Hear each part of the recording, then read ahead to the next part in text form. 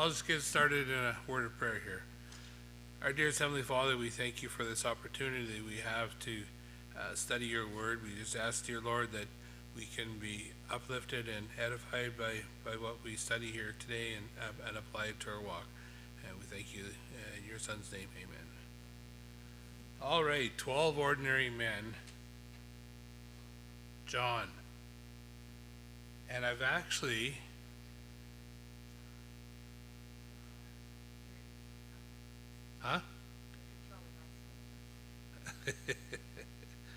yeah, I'm controlling my screen. You're controlling my screen. All right. John. God is gracious.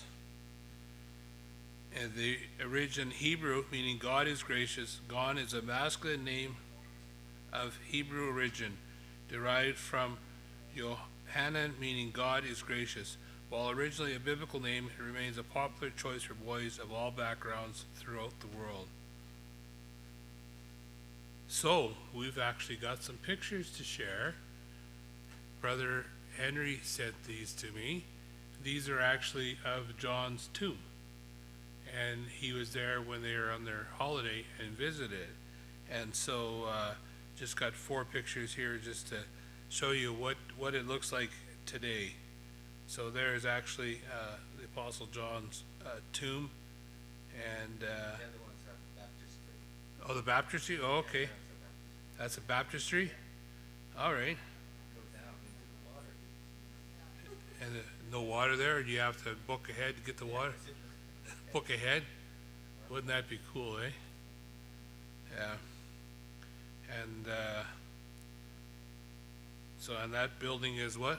It's the Basilica of St. John, Okay, so built around the tomb. built around the tomb. There we go. So you can go over and see John's tomb and yeah, very cool. Thank you. In Ephesus. All right, very cool. All right, John, known as the disciple Jesus loved. I mean, he loved them all, but that's what John was known as.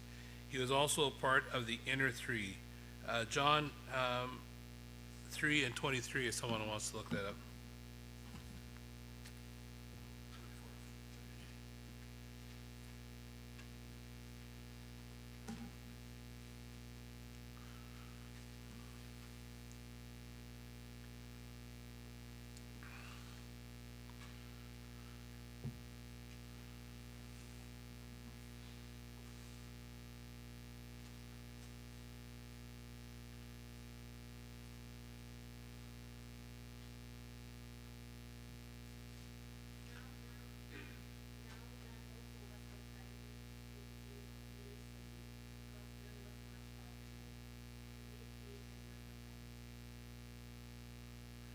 And so John wrote a large portion of the New Testament, the book of John 1, 2, and 3, and the book of Revelation. He wrote more about love than any other New Testament author. His close proximity to Jesus taught him much about love. He was exiled to the island of Patmos under Domitian, but after his death, John was allowed to return to Ephesus, where he governed churches in Asia until his death at about AD 100. So, cool history there. So, thus far we have studied Peter, Andrew, and James. John rounds out the group of fishermen and the group who followed Jesus together. John also rounds out the group of 3 with Peter and James, who accompanied Jesus to some unique phases of Jesus' ministry: the transfiguration, the raising of Jairus' daughter, and the Garden of Gethsemane. John was much the same as James in the Gospels. They are both called sons of thunder. They both sought to call down fire upon the Samaritans, and they both requested to sit beside Christ's throne in heaven. These boys were bold and outspoken and intense. However, they are also impatient, zealous to a fault at times in their youth. Since we've studied James already, we will focus this study on some specifics concerning John himself. So remember, we were talking about how zealous they were and sometimes zealous is a bad thing if you don't have knowledge and if you don't have the understanding behind it. And they were still kind of thinking of an earthly kingdom, and so they kind of were very zealous in their dealings. And we read about how they both wanted to call down fire, and so they tempered as they got a little bit older, but when they're in their youth, they were zealous to a fault. All right. He wrote 5 New Testament letters: the Gospel, in which we see how he views Jesus; the Epistles, in which we see how Jesus deals with brethren in the churches; and Revelation, where the future was revealed through visions God sent him. Extremely black and white writer, dealing in absolute lines in the sand. The Gospel includes comparisons: light and darkness, life and death, children of God, children of Satan. This is clearly seen in First John letter. Now, someone wants to start looking these up. John 1:6-7.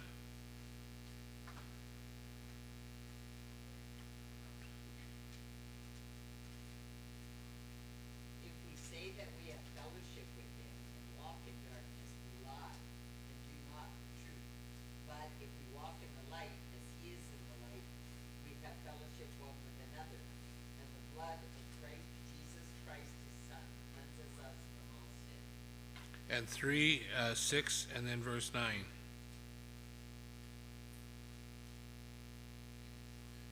That which is born of the flesh is flesh, and that which is born of the spirit is spirit. That's right. Yeah, and verse 9. Nicodemus answered and said to him, First John. First John. Oh, I'm sorry, John. 6 says, whosoever abideth in him sinneth not, and whosoever sinneth not not seen him, neither know him. Whosoever is born of God doth not commit sin, for his seed remains in him, and he cannot sin because he is born of God.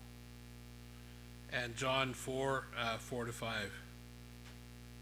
And also 7-8 while you're there as well.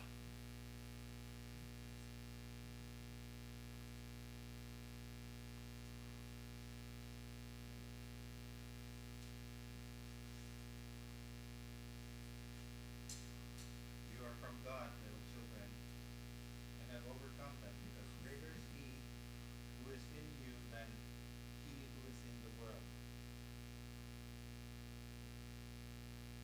And 7 and 8. Beloved, let us love one another, for love is from God. And everyone who loves is born of God and knows God.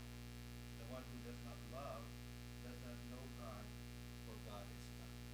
Yeah, so you can see in these scriptures here, it was left to right, nothing down the middle, life, death, goodness, badness. So that was John's writing. Everything was in black and white, in absolutes. He drew the line in the sand. John outlived all the other apostles. As mentioned last week, his older brother James was the first to die in 44 AD. However, it is reported that John lived to around 98 AD and died quite old and frail. It is therefore contended that he wrote the last New Testament books, the Gospel of John and Revelation. Truth was his passion, and he seemed to bend over backward not to make it fuzzy. A thunderous personality in connection with a passion for what is right may have led John to some extreme positions in his youth.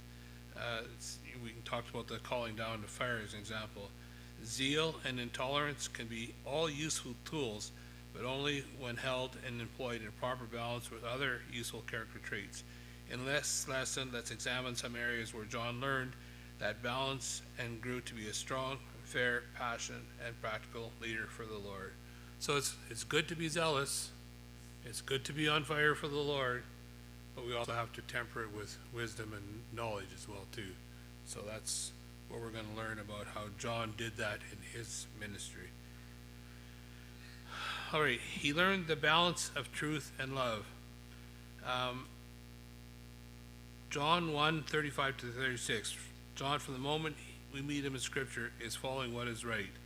Someone want to read John 1:35 36?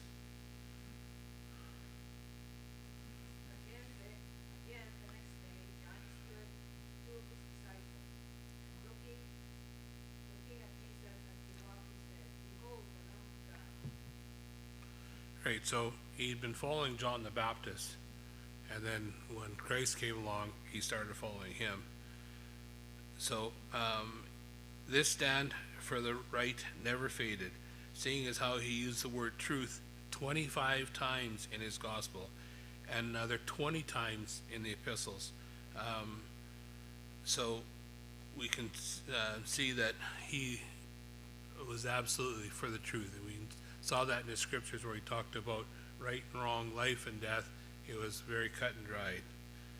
But the danger here is a passion for truth that overlooks the need for compassion and love. So we talked about that. You can have the truth, but if you don't have love, it's not going to do you any good, is it? So you have to have that compassion. We are well aware of James and John's recommendation for the Samaritans. We talked about that last week. Their intentions were good, based on truth, but what did they lack?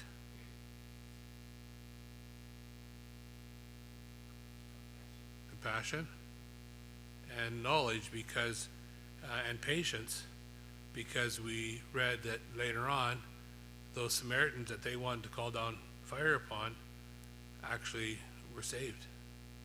So sometimes we can get overzealous, but we don't know what God's plan is.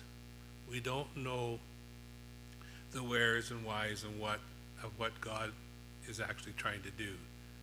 And so zealous to a point of it's actually detrimental is not a good thing. Mark 9, John's only standalone comment in the Synoptic Gospels. Someone want to read Mark 9, verses 1 to 9?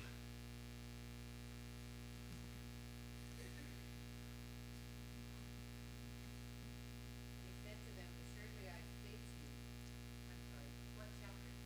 Mark 9, verses 1 to 9. And he said to them, Assuredly I say to you, that there are some standing here who will not taste death till they see the kingdom of God present with power.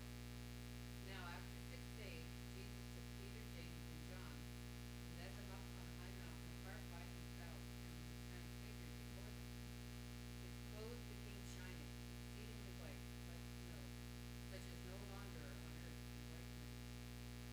And Elijah appeared to them with Moses, when they were talking with Jesus. Then Peter answered and said to Jesus, Rabbi, it is good for us to be here. Let us make 3 tabernacles, one for you, one for Moses, and one for Elijah. Because he did not know what to say, for they were greatly afraid.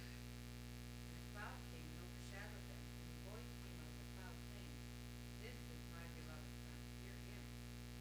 Suddenly, when they had looked around, they saw no one any more, but only Jesus and himself. Now as they came down from the mountain, he commanded them that they should tell no one the things they had seen, till the Son of Man was risen from the dead. And verses 33 to 34, somebody.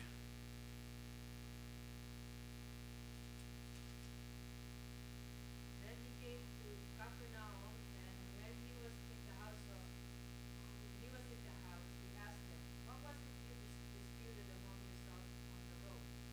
But they kept silent, for on the road they had disputed among themselves who would be the greatest. Right.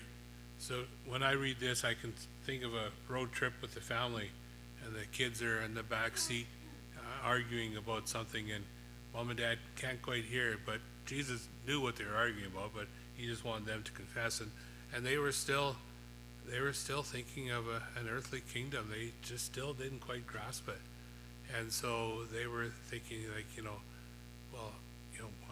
I want to sit next to him. I'm the greatest, and so they were still having troubles coming to grips with the whole picture. And 35 to 37. And he sat down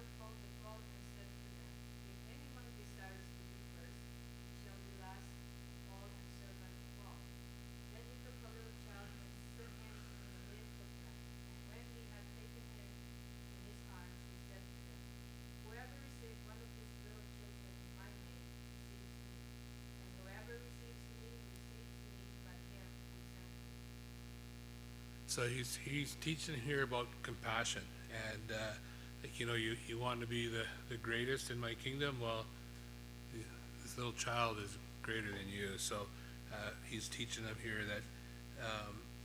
that you need to have compassion, and you know, it's not about you, where I fit in the scheme. It's about God's plan and what He wants for the people. And verse 38.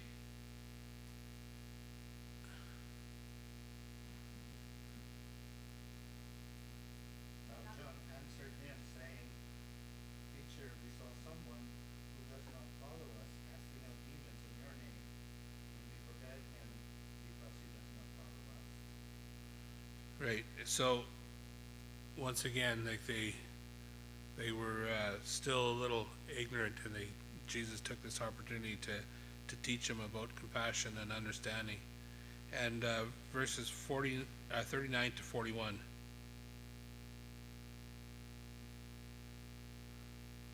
But Jesus said, Forbid him not, for there is no man which shall do a miracle in my name, that in life would speak evil of me. For he that is not against us is on our part. For whosoever shall give you a cup of water to drink in my name, because you belong to Christ, I say unto you, he shall not lose his reward. Right. So basically saying here, if he's casting out demons in my name, like, he's not against me, is he? And so, you know, if someone gives you a cup of water in my name, well, then accept it. And it's just showing that we have to love each other, and how that love binds us all together in servitude. So it was a huge learning curve for the apostles at this time, just to tone things down and to have more love and compassion in their works. John 13, 1 to 14, if someone wants to read that.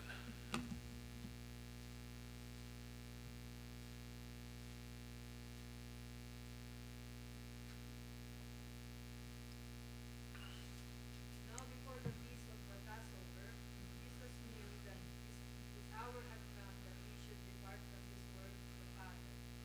Having loved his own who were in the world, he loved them to the end. And supper being ended, the devil having already put into the heart of Judas Iscariot, Simon's son, to betray him. Jesus, knowing that the Father had given all things into his hands, and that he had come from God and was going to God, rose from supper, and laid aside his garments, took a towel, and girded himself. After that, he poured water into a basin and began to wash the disciples' feet, and to wipe them with the towel with which he was girded. Then he came to Simon Peter, and Peter said to him, Lord, are you washing my feet?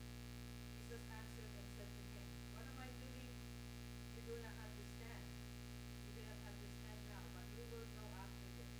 Peter said to him, You shall never wash my feet. Jesus answered him, If I do not wash you, you have no part of me.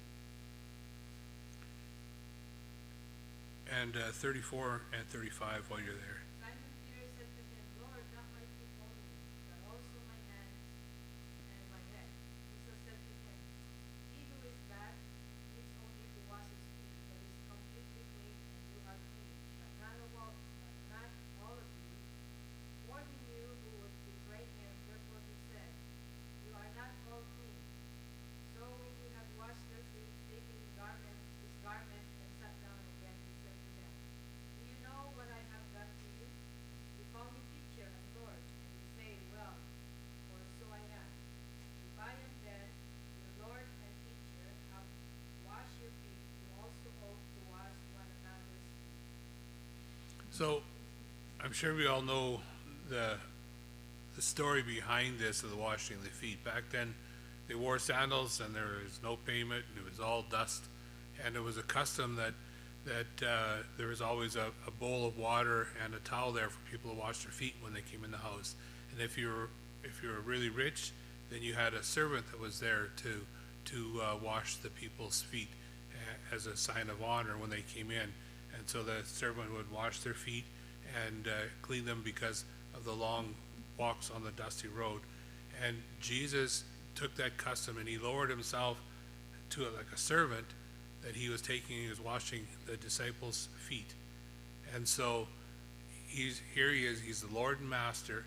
Like if you walked into a rich man's house, it wouldn't be the Lord and Master of the house that would be washing your feet. It would be one of their servants that would be washing the people's feet when they came in. And Christ lowered himself to that point that he was a servant, and he was washing the disciples' feet just to show them the love and compassion.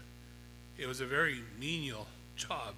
I mean, we don't have that custom nowadays, but it'd be like Brother Henry standing at the front door and taking hand sanitizers and washing everybody's hands with hand sanitizer.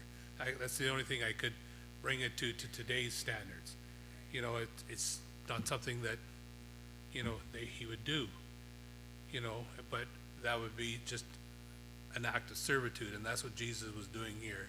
He was teaching the apostles that, you know what, you need to be able to have the same attitude in your walk, that you are serving and that you are a servant and that you're not greater or mightier than other people. Any comments on that, or? So can we maybe say that Jesus was the first one to say all lives matter? Yeah. Yeah, for sure. Yeah. So John was always committed to truth, and there's certainly nothing wrong with that, but it is not enough. Zeal for the truth must be balanced by love for people. Truth without love has no decency. It's just brutality. On the other hand, love without truth has no character. It's just hypocrisy. Mark MacArthur in page 106 of his book, and he says, later, love became a huge element in John's letters. So we can see as he grew and matured, he still was zealous. He was still writing books. He was still preaching. He was still governing in the church back then, but he had tempered it with love. And that's something that we need to strive for in our walk. We can have knowledge, but if we don't have love, it doesn't do us any good. This balance between standing in the right and kneeling to love is something John grasped well later in love. 2 John 1-6.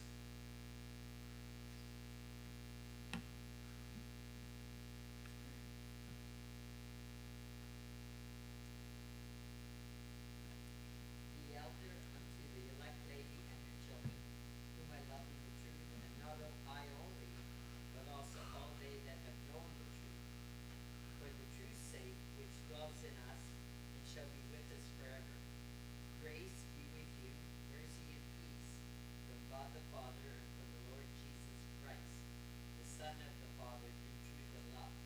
I rejoice greatly that I found of thy children walking in truth, as we have received the commandment from the Father.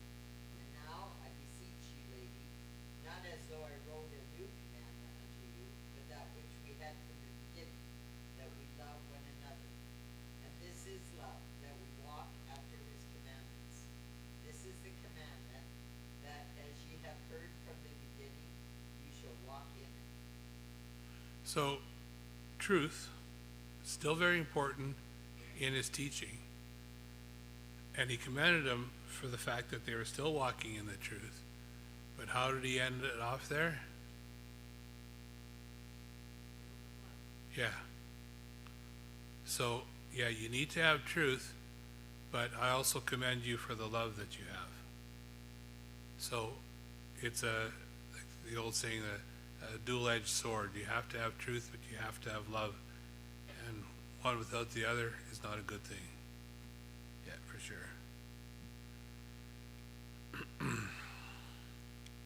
He learned the balance of ambition and humility.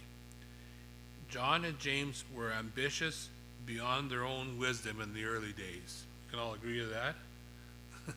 In the calling down of fire. Mark 10, 35-40, if someone wants to read that, please.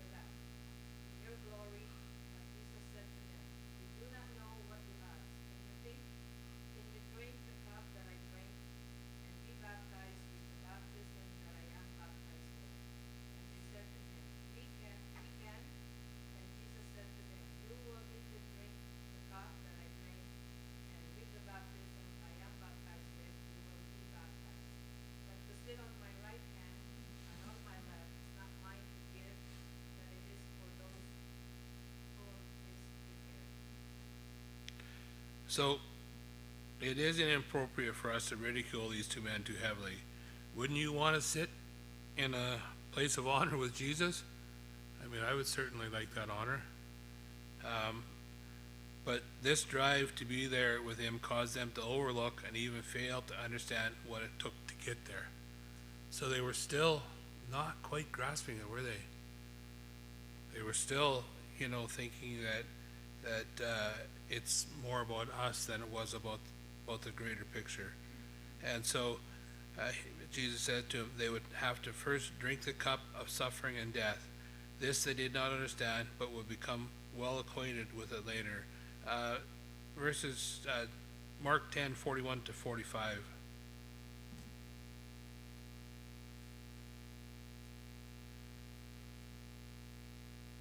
When the 10 heard it, they began to be greatly displeased with James and John.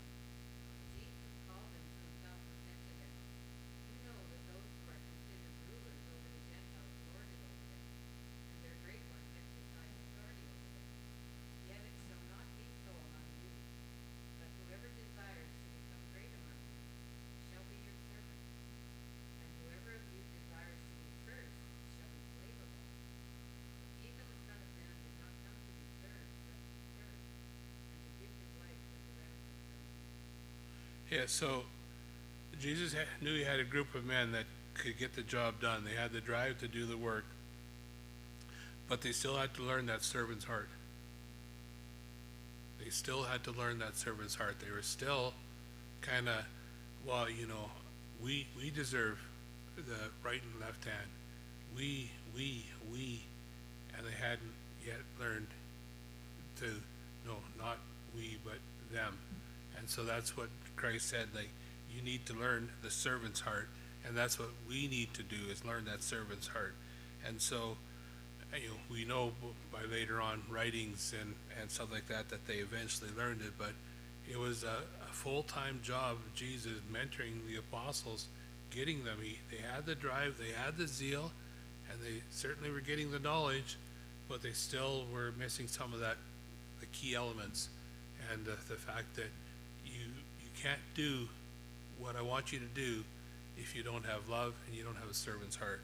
And so he's teaching that to them here. And I think if we put ourselves back in their shoes, we have more sympathy, I think, could be the disciples, the apostles, because for hundreds of years they've been taught that the Messiah was coming and all this hope, and, for them to see it, I mean, they must have been thinking, is this real?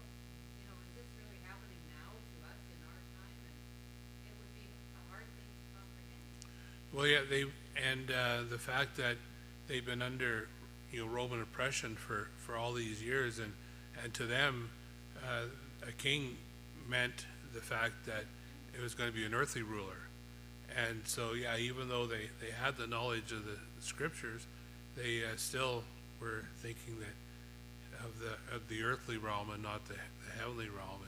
And yeah, like you say, like, it would be kind of hard. Like, is really, like, you had John the Baptist, and now this guy, like, is this what was predicted? And that's why the Jews had trouble. They didn't grasp it either. So, yeah, it definitely would have been a tough time. And as I've been preparing for this lesson and reading about all the different apostles and their strengths and weaknesses, and how Christ took those strengths and weaknesses and formed them into the powerhouse that they were, it's really been quite interesting. So this led to much teaching on the subject of tempering ambition with humility. Isn't that an important lesson? It's great to be ambitious, but we have to do it with humility and humbly. Whether to the Pharisees in Luke 14, 8-11, if someone wants to read that for us.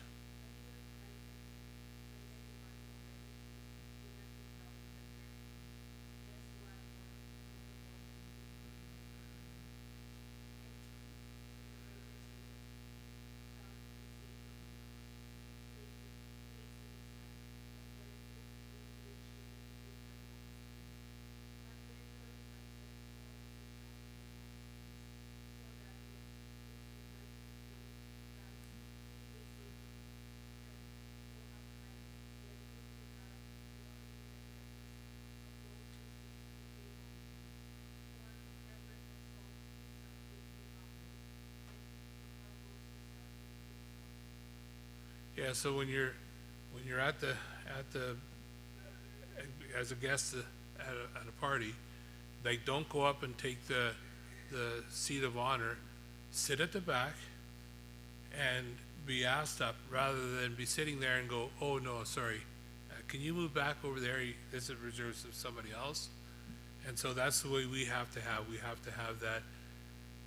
We're a guest, but we're not the guest of honor. If we want to be invited up to guest of honor, then that's a privilege.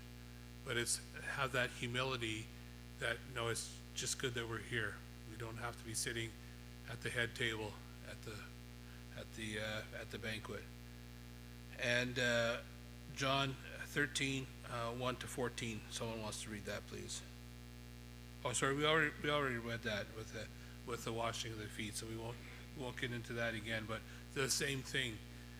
He lowered himself to a servant to do something like that, and that's the same attitude that we have to have, in the fact that we need to be able to accept that we need to be humble, we need to be servants.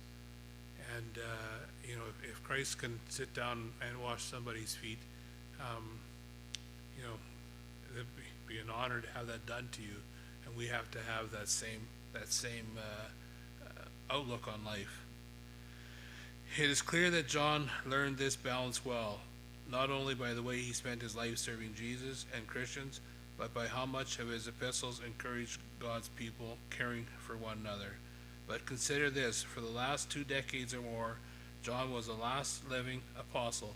He was stationed mainly in Jerusalem before being exiled late in life. It was about his own personal goals. He could have been the greatest among God's people for sure, but listen how he describes himself in the last letter he wrote in Revelation 1 and 9. Someone want to read that?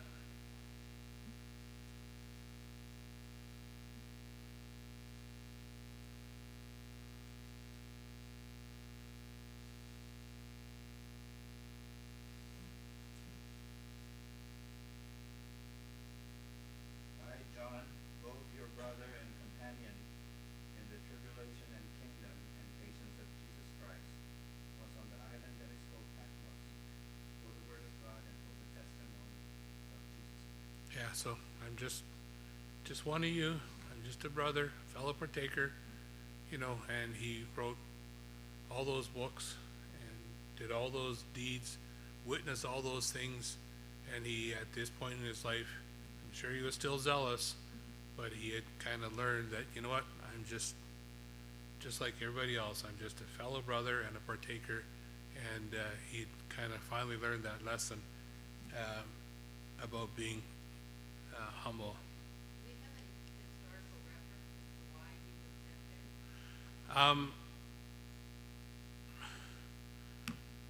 You know what? When I was doing my research, I read that, and I just can't remember off your top of your head, Brother Henry, Brother Ron. I read it, and I was going to make notes on it, and I forgot. I think it was just the rulers at the time knew he was a troublemaker, and had exiled Potamus. I think was a very desolate, where they sent prisoners and stuff like that. And so I think it was just because he was still on fire, and Brother Henry's Googling it right now.